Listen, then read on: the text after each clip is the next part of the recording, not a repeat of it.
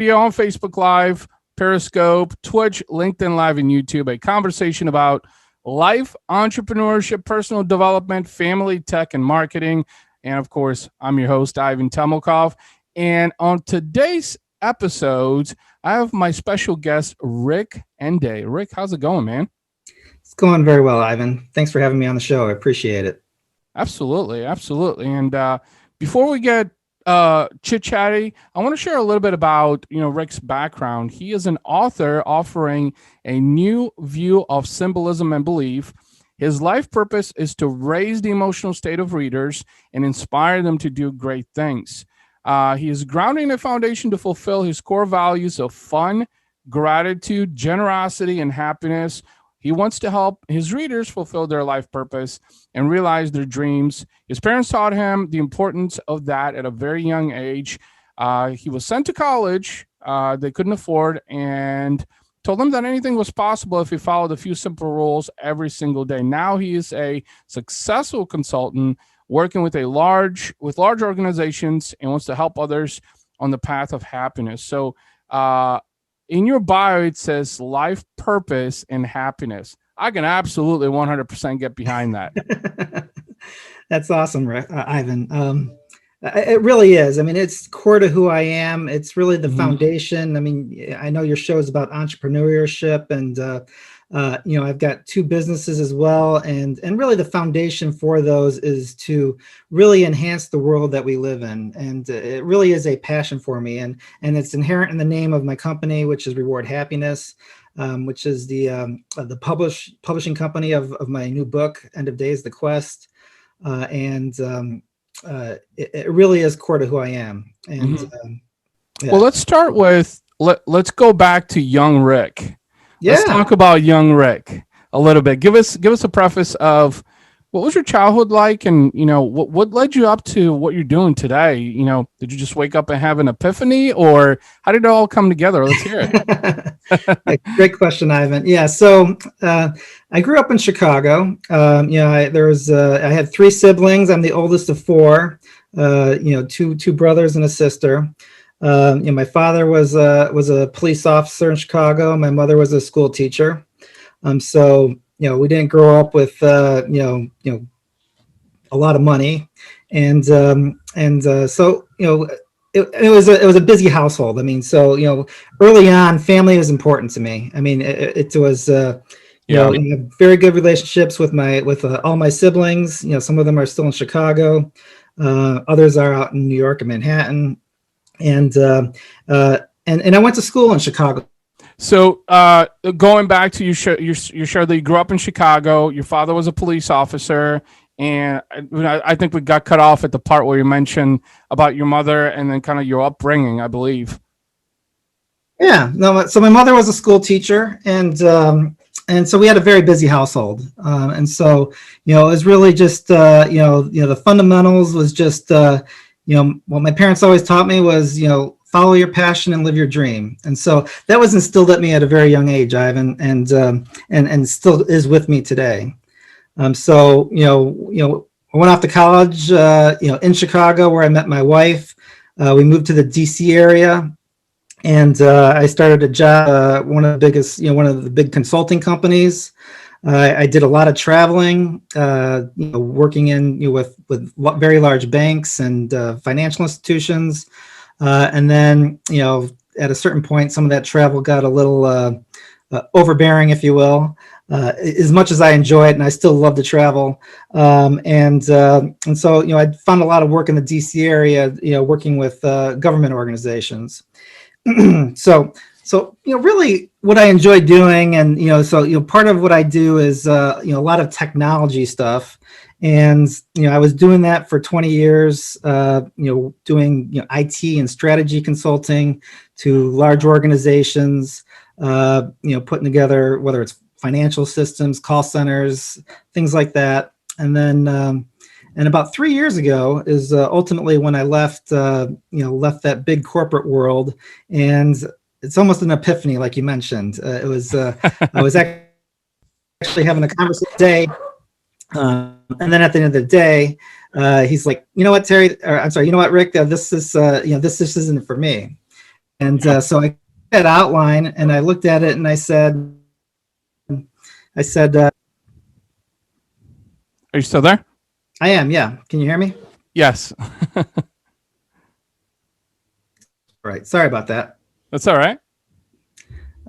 So yeah, so I mean, ultimately, my friends inspired me to write this book, and you know, after I left my job, I just took basically about 3 months off writing, and and this was the end product, and there's a lot of core values in there that's you know that I'm passionate about. You know, family is a very core central theme of the book. You know, following your passion and following your dream is also, you know, very key and central to the book. Well, and let's talk a little bit about the book. So first of all, you know, humble beginnings, you know, humble background, you know, that you started off, and you know, it's interesting that you know you spend a good part, you know, of your life, you know, in the technology space, right?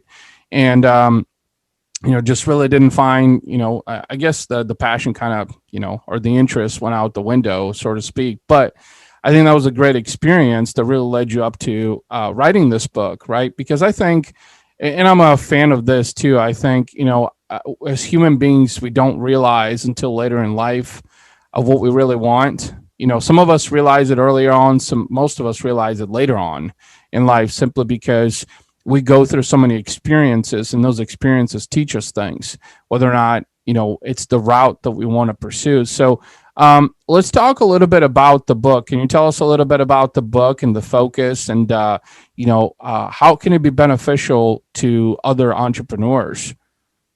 Yeah. So there's a couple things. I mean, when you look at it from an entrepreneurial perspective, I mean, first off, I'll just caution by saying that, you know, this is a work of fiction, right? So it's not a, you know, your standard book that would be you know, a self-help book, or, you know, this is how you do things. This is how you create the right mental mindset. But what it does do is, you know, it really kind of walks you through the path of a character, and you know, the main character is an everyday, you know, Joe, if you will, you know, somebody that you know, is working a 9-to-5 job. You know, they lose their job. There's unexpected circumstances or world events that occur, and really forces this character down this path, right? And so, you know, part of the path is, yes, it leads to, you know, travel across the world, you know, interactions with heads of states is kind of like part of the fun of the book. You know, but ultimately, you know, it really has the character look at what's important in his life.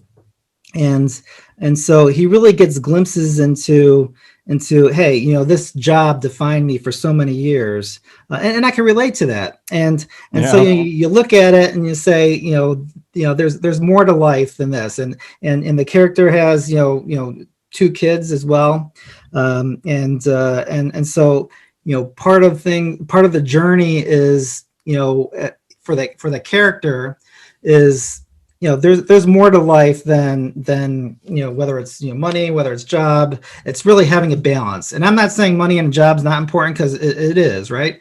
I mean, it's you know, how you're able to, you know, provide nice things for them, and the book's fun that way, in the sense that, you know, you get to kind of experience through this character that, hey, he spends time on a luxury yacht, he gets to travel first class hotels. So you know, there's kind of that fun aspect of it. Yeah. But Yeah. you know, when it really comes down to it, it has you look at, you know, what's important to you in life. Yeah. You know, as you were talking about the book, and you say it's a work of fiction, which in essence the character is you, right? It's just a right. Relate to the character. Let's say that. Right, related to the character, but it's in essence you, because it's a direct replica. But okay, so it's a work of fiction. But as you were saying all these things, I think, you know, and I can relate to this, is just that, because I feel like I spent a good part of my own life, you know, just figuring out what it is that I want.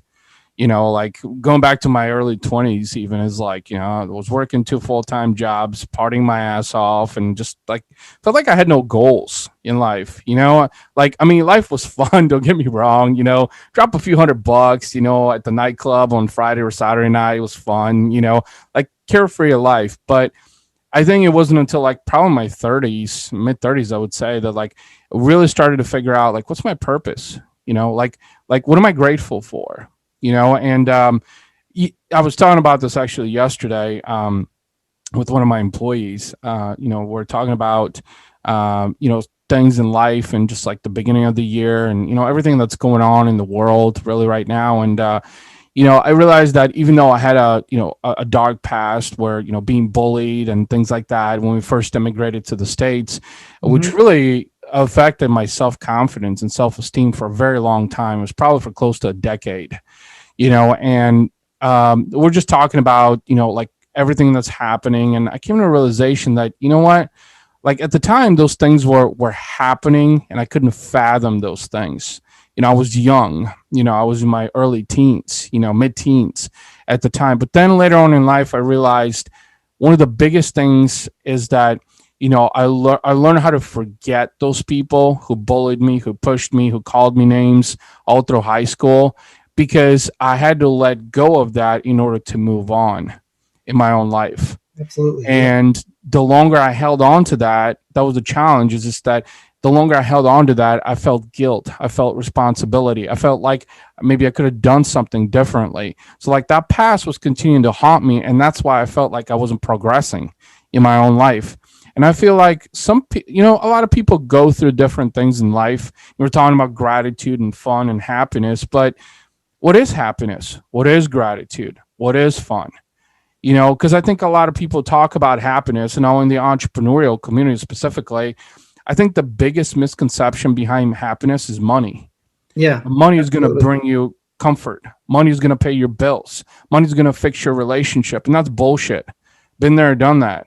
Divorced once, trust me, I know about happiness. And happiness is not money.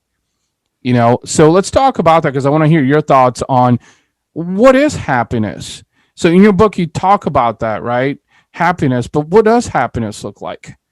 Yeah. So Ivan, I mean, I'll speak for myself. I mean, when I look at happiness, I mean, happiness is an emotional state, right? So, and to your point, I 100% agree. I mean, happiness is not the achievement of money. It's not the achievement of this perfect picture of a relationship. And also happiness is very personal, right? So, happiness is different for every individual. And happiness is different for you. Happiness is different for my character, and so how that comes, how that kind of manifests itself, for my character is one of the things he realizes is family is extremely important to him in terms of his happiness. Right. The simple moments of being with your kids, playing a game, I'm even looking right now in this current environment in COVID, and it's just kind of like having those extra moments to have other conversations, where I was spending 3 hours of a commute in a car, only a couple of years ago. Yeah.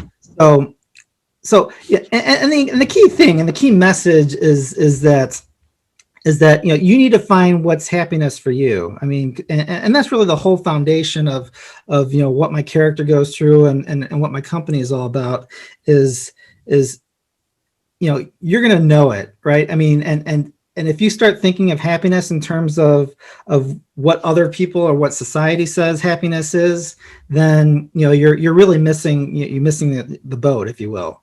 And happiness is really about you'll feel it. It's like this energy in my mind of I'm just humming. I'm happy. I just. I don't know. It's like the skip in your step, and it's kind of hard to describe. But when you feel it and when you experience it, you know what it is. Yeah, that's absolutely right. And as you were sharing about happiness, something that came to mind is the movie The Matrix. You probably remember it. I love it. Yep. And as an Eastern European, as an immigrant, growing up, I was told that I need to follow the traditional path. Go to school, get an education, get a job, hopefully make decent money, save some money if you can, and then, buy a house, have a family, 2.5 cars, and then die. and that's because that is for generations is what has been taught in my family. So I'm the disruptor. I'm the disruptor that totally said, fuck all that. I'm not living that. I'm paving my own path to happiness. I'm paving my own path to success. But the reason I brought up the Matrix is I think after living in the US for now 26 years, I've come to the realization that a lot of people live in the Matrix. They feel the system. They feel like I got to get a job. I got to make money, put gas in my tank, pay my mortgage, put food on the table. And that's all that there's for me. If that wasn't true, then why 80% of Americans live paycheck to paycheck, but they're broke? And that was the mindset that I had. And that's why I was unhappy, because I followed a mindset of a mediocre world. And I think what COVID has done is force people to step outside of their comfort zones, if anything. And a lot of people have been afraid to step outside of those comfort zones because they're so used to comfort. They're so used to comfort. And if there's one thing that I personally have learned is that growth comes from discomfort. If you're comfortable, there's no opportunities. You're doing the same thing. You're following the yellow brick road, so to speak. Yes. And I want to shift the conversation to, because we're talking about happiness. And thank you. You mentioned some really, really good nuggets there, because first of all, I don't think people know what happiness is to them. They know what happiness is to other people, but they don't know what happiness is to themselves. Like for me, it's family. Sure, I want to make a lot of money, but that money is going to take care of my family to make sure that, we can live a good life, that I can offer the things for my kids that I never had, to create opportunities for my family, to be able to travel. Like, oh my God, like, being from across the pond and coming here, and embracing the Western culture, I've also realized that I need to travel more. I need to experience more cultures. I need to see what people are doing in the rest of the world, because you know what? That's how you start to build more gratitude. When you get a different perception of the outside world and you realize that, you know what? Oh shit, maybe I don't have it so bad. And mind you, I came from a former communist country and technically still consider a third world country. So I know, trust me, I know what it looks like, So I want to shift the convo to success, because happiness was a really good one. But, one thing that you talk about is, you share and you talk about with your consulting to your clients and entrepreneurs about success and the guide to success. Yeah. Let's talk about that. How do you go about defining success for yourself? Wonderful question. I mean, success, and like I was saying earlier, success is such a personal, unique thing, right? I mean, and I say personal, but you could take that to an organization level. But success is really defined by, the individuals that make up, whether it's that family unit, that, your person, the organizations that you work for. The way that I look at it, at least for myself, I kind of create this fun little strategic plan every year, if you will, of, what does success look like for me in 2021, at 5 different levels. So one is, at a very personal level, does that mean that, I have a balance of things in my own life? So, for example, for me, one of my outlets is writing, that's, manifests in the book that I have. I also enjoy playing piano, and it's kind of like one of those relaxing things. So it's finding the time to kind of like be able to do those types of things. Now, the second level for me is family. And, success, in that context is I'm spending time with my kids. I'm taking them to their activities. I'm experiencing, what I consider those wonderful life moments of just, Daddy, tell me more about X, Y, and Z when you were my age. Yeah. And those moments are priceless, right? I mean, you can't put, a price tag to that, or, and so those are the types of things that you need to balance. The third level for me is just kind of like that friends network and the ability to kind of like, travel's part of that, but, support your friends, because I always look at it as, you really need the support of other people in your life to really connect to the world, and having a good friend network or even family, and it really doesn't matter where they are. I mean, right now everything is so digitally connected, especially with this COVID environment, that there's so many ways that you could support, encourage your family. Yeah. Now let's take to the broader level. So now this is like the work level, the entrepreneurial business level, and this is kind of where you're going with the conversation. And Yeah. so there's a common theme of what draws people to certain companies, and part of it is getting in touch with what those core values are. So I mentioned for myself, regardless of what my business is and who I interact with, my core values are fun, gratitude, generosity, and happiness. And so my goal is to bring those to every aspect of my business, my clients, whoever I engage with, and use those as the foundation to uplifting them and incorporating that into some aspect of this of a strategic plan, if you will. Yeah. But success for an organization, I mean, there's still very practical goals of what an organization's put together for. So, there's certainly financial objectives that's important to that. And so, how do you find balancing, those financial objectives with, making sure that your employees are taken care of?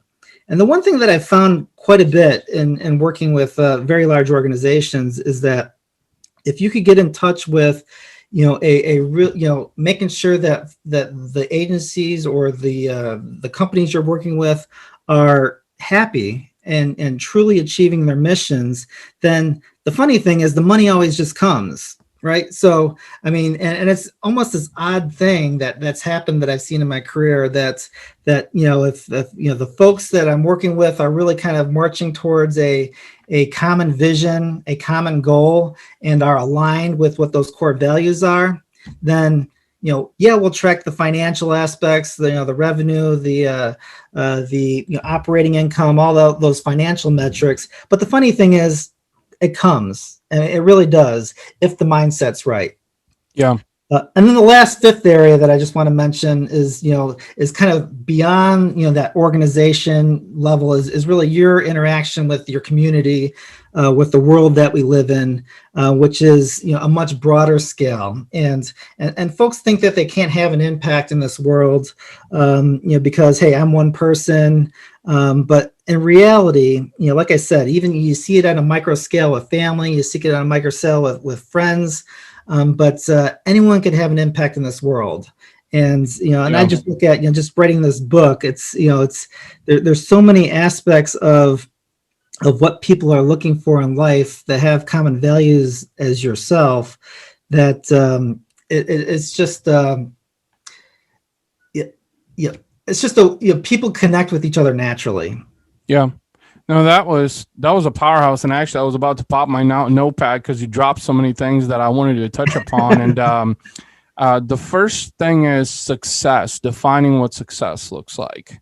Success can be a multitude of things. Success can be money. Success can be family.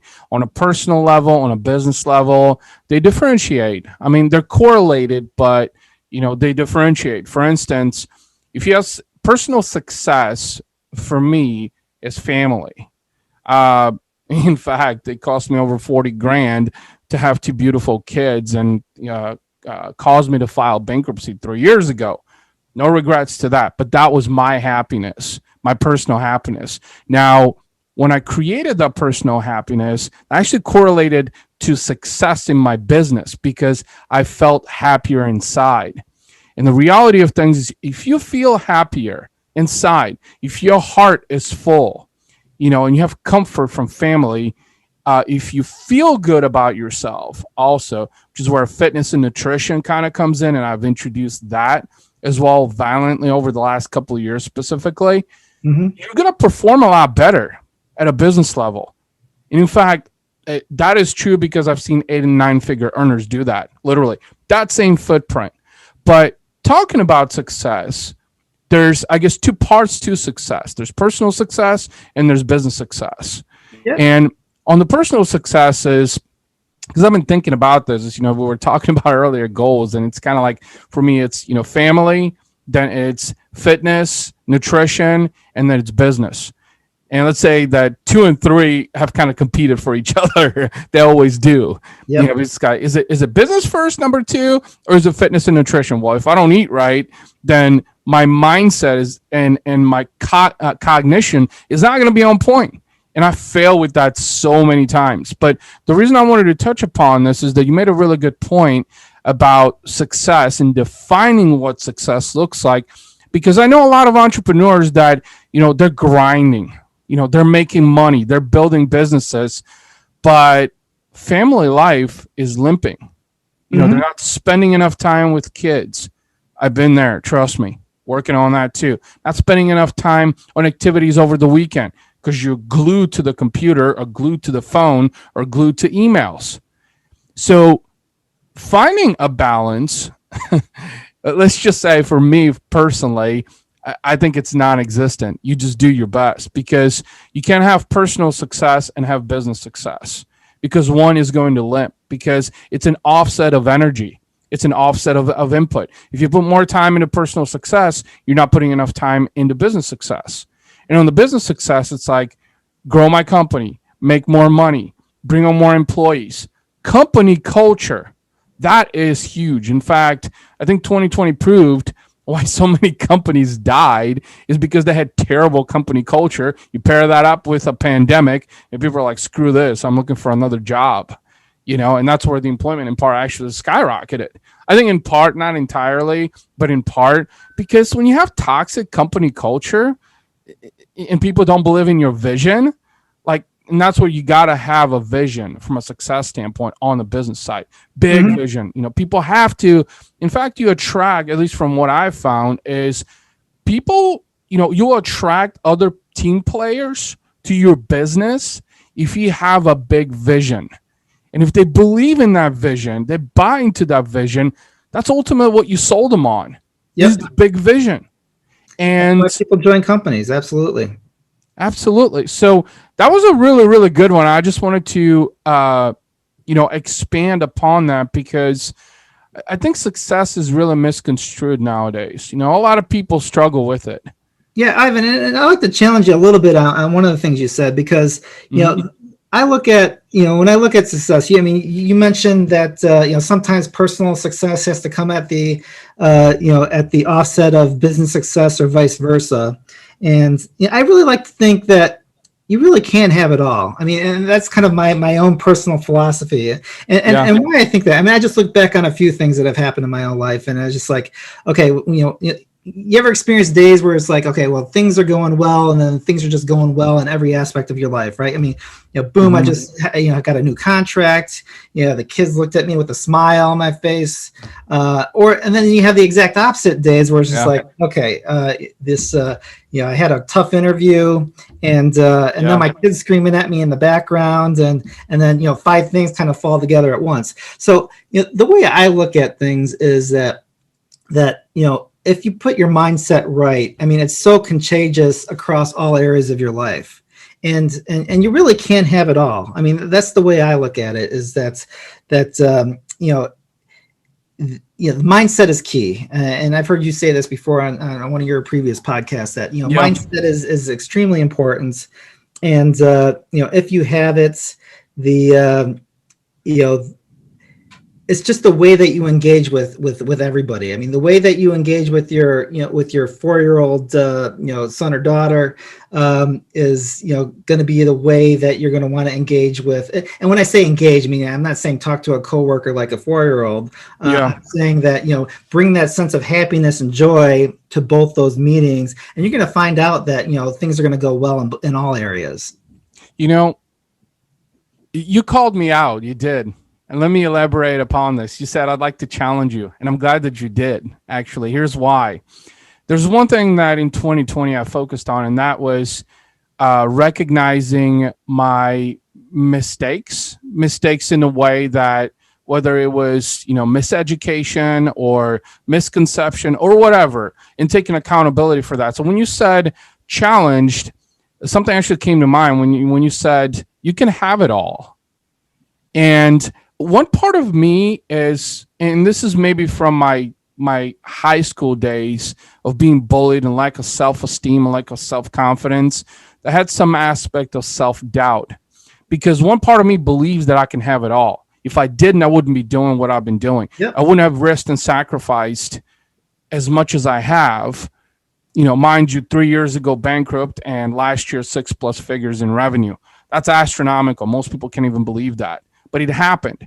So a part of me believes that I can have it all, personal success and business success. But there's a part of me that I think is still in disbelief and minor self-doubt, but it's because I have not experienced the business success side. I think the personal success is coming to fruition, but the business success quite hasn't, because and 2021 is actually a monumental year for us, because there's a big goal. We're looking to buy our dream house this year. Awesome. And it's such a huge goal. Some things happen over the last couple of weeks to really kind of pose some doubt, but that's when I think I really got even more invigorated to be like, no, you're not stopping. You had a lot of hard decisions to make in 2020, but you came on top because you were vigilant in your pursuit. And so I'm glad that you challenged me, and that's why I wanted to expand upon this, because my heart believes that I can have both. Otherwise, I wouldn't be doing what I'm doing and sacrificing time and risking and just being out there and hustling my ass off. But at the same time, I think there's some aspect of a little bit of self-doubt or lack of self-confidence, maybe. I don't know. And that's been a struggle for me. Like I said, up to 10 years until I was like my late 20s, I literally struggled with finding my self-esteem and my self-confidence because of the terrible flashbacks that I had. Mind you, I never went to therapy for it either, and I probably should have, because it just left tremors in my mind. Like, I remember having to sit on the back of the bus for majority of high school. I remember getting off the bus and getting kicked in the back to where I would just fall flat on my face. I remember sitting at lunch, in a giant common room of a few hundred kids by myself for years. Like, my counselors didn't understand. My parents didn't understand. My sister didn't understand. And that was another thing, that I wanted to mention as we were talking about happiness earlier, is that I seek justice. I was in pursuit of justice for many years. I thought that justice and justification would give me some comfort, and that's why it took me so long to realize that it's time to let it go. You got to move forward, and if I had to go through it again, I would have played it probably differently, but that's just it in life. We get only one shot at some things, and it was a learning experience.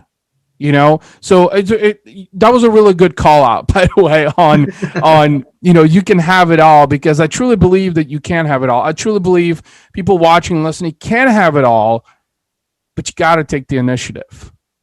Yeah, and I get it from an entrepreneurial perspective. I mean, it's just like, you feel like you've got so much on the line, with a business, for example, right? I mean, and I'll tell you, going from a huge company corporate culture to running my own business, and it's like, okay, I got to write a check for an accountant and a lawyer and all these things that I didn't have to used to even think about or worry about, and then you do start second guessing yourself of, hey, am I really caught up for this? But one of the things that I find, and this really kind of comes back to who you have in your network and being able to expand that and really kind of rely and trust in other people, that they could do the job and take some of that burden off you, that alleviates things in a way where you could spend more time with the family. But part of that starts, and I had a hard time letting go for a very long time of hey, I need to own the accounting piece of it. I need to own this aspect, and I got to control costs in every single way. Yeah. But once I started finding and trusting other people, that to the earlier point of our conversation is, we're aligned on this vision of this company. This company is about happiness. It's about inspiring people. Yeah. And that's the vision. for you, it's, kind of getting that voice out there in the world. So, it's, if you could get people in touch with that, then it's going to take a life of its own. And, Yeah. and once it takes that life of its own, then you're going to be able to find, ways to get back into, hey, can you take more of this? Can you help with the editing of these videos? Can you help with X, Y, and Z, with the scheduling? And you have a lot more control over your own schedule and what you want to do in life. Yeah. And it took me a while to do that. And it really has. Yeah, that's a really good point. I wanted to shift to talk about some of your writing, for a few minutes here, but I wanted to allude to something real quick, and that was to purpose that we talked about earlier. Because as you were sharing, like the control from a company aspect, in business, like how you always wanted to make sure that I've seen all bosses of mine in my agency days, like do that shit. Like, there'd be what's COO doing, or, what's project management doing, and like this and that, like, like micromanaging, literally. Like it was like shadowing you, right? Like, what's happening? What are you doing? Are we making sure that deliverables are done on time? Like, it's like, dude, like chill the fuck out. Like it's gonna happen. But I get it. Is because, it's when you're an entrepreneur and you've got so much at stake, you almost become anxious, and that anxiety drives you. Changes your mindset, right? I mean, that's where things start getting, well, hey, this is not fun anymore. This is not making me happy. And you kind of have to bring yourself back and ground yourself of, hey, well, why am I really doing this? I mean, for you, Ivan, I mean, why do you do what you do here with this podcast? I mean, what do you really enjoy about this? Yeah, and well, I'll answer that question is, I do it because, and where I was going actually with the convo earlier about purpose is that, is because I want to impact and influence people. I want to add value and context from my own personal experiences, my business experiences, because technically, Razor Sharp Digital, my digital agency now, is my third business venture. First was more of a hobby, which was an internet radio station for 10 years. Second was a family business, which I had more to play with, but it had huge success with that also 5 years ago. And then when Razor Sharp Digital started is, it's so the purpose behind the podcast, again, to go back to your original question, is to hopefully add some context and value in people's lives. Literally. So we talk about life and entrepreneurship and personal development and tech and marketing and all of these things, because there's different aspects that impact, different parts of people's lives as entrepreneurs specifically. And in fact, this year was actually the first year, and I'm currently working on this, is actually a beta testing some life coaching and consulting.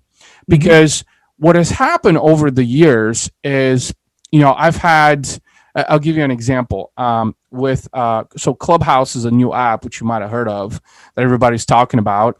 And I just joined it on the 28th of December. And ironically enough, the guy that invited me was a potential prospect from 3 years ago that I hadn't talked to him in that long, because he just didn't pull the pull the trigger, so to speak, at the time. So we just kind of left it at neutral. But it's funny that I created an impression on him, showed up in his feed. He's like, I want to invite Ivan.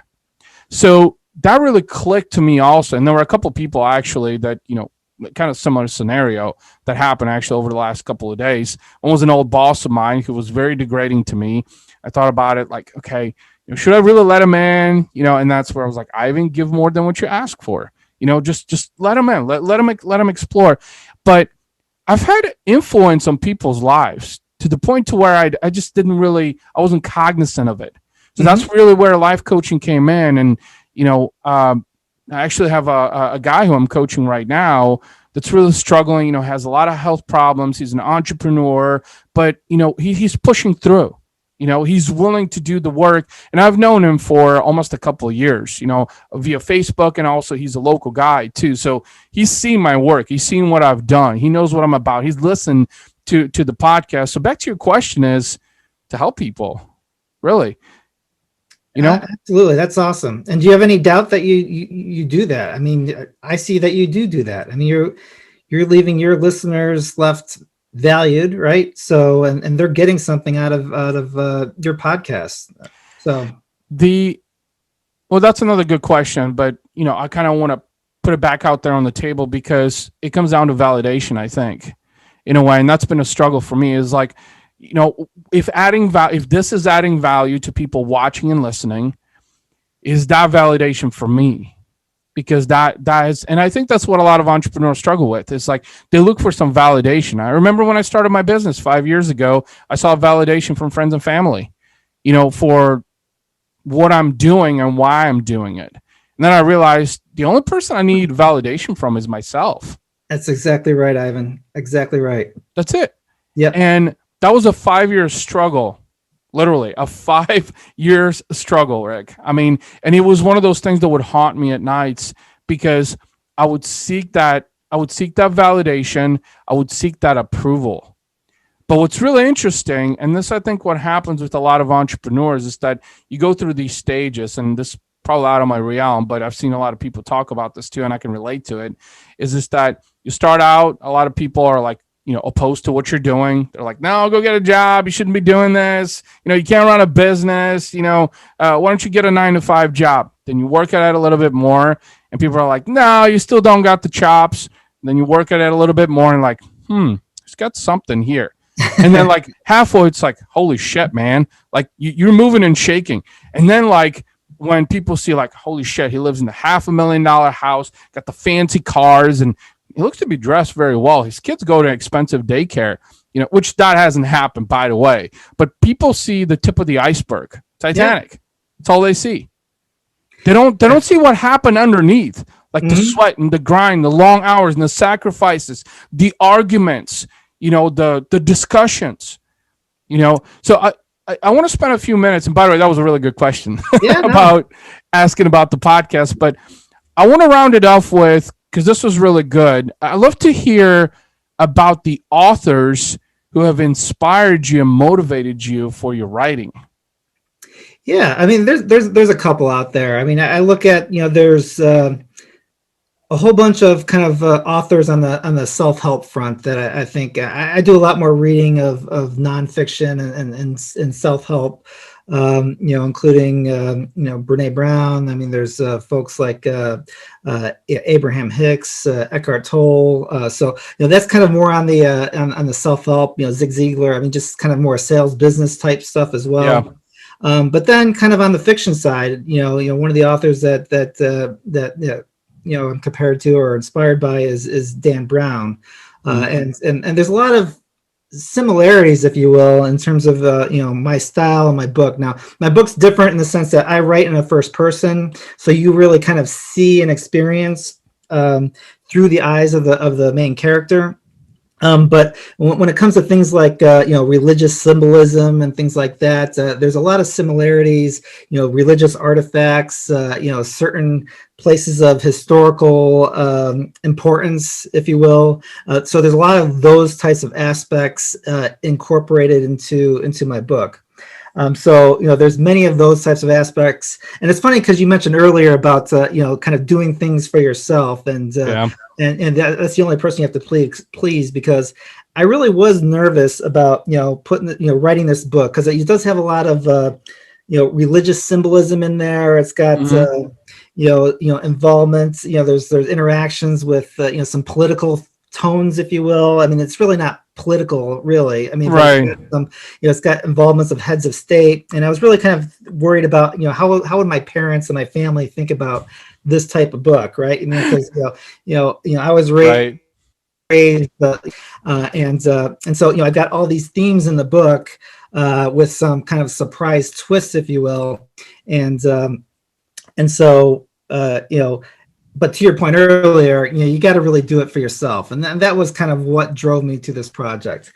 But back to your original question, though, I mean, Dan Brown is probably a big inspiration for the types of books that I've written, that I have, that I've written here, at least. That is awesome, Rick. I mean, first of all, congratulations on the book. I feel like as you were talking more about it, I could sense that this was,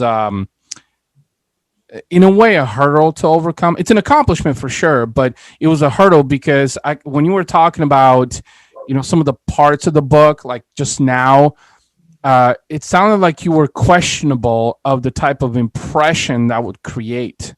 Like you said, friends and family, like, How are they going to view this? Mhm. What is going to be their take? Are they going to turn around and say, Rick, what the hell, man?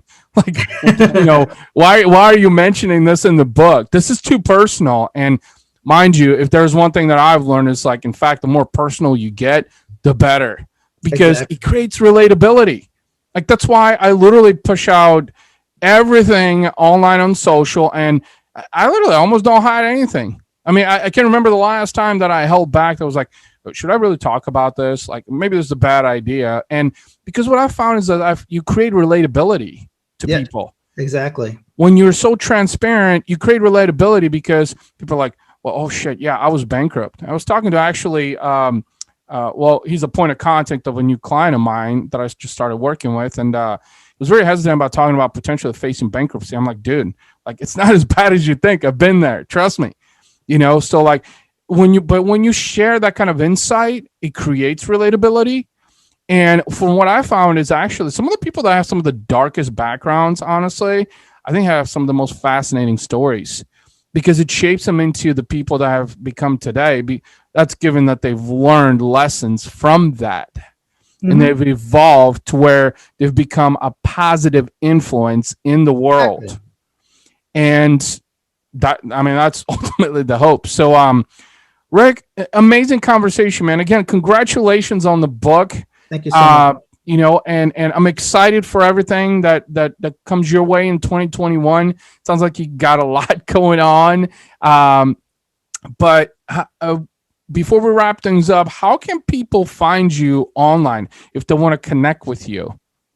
Yeah, absolutely. Right now, the best way, so I'm revamping my webpage, Reward Happiness, but I will actually provide my email. So it's just simply Rick Ende, RICKENDE, at rewardhappiness.com.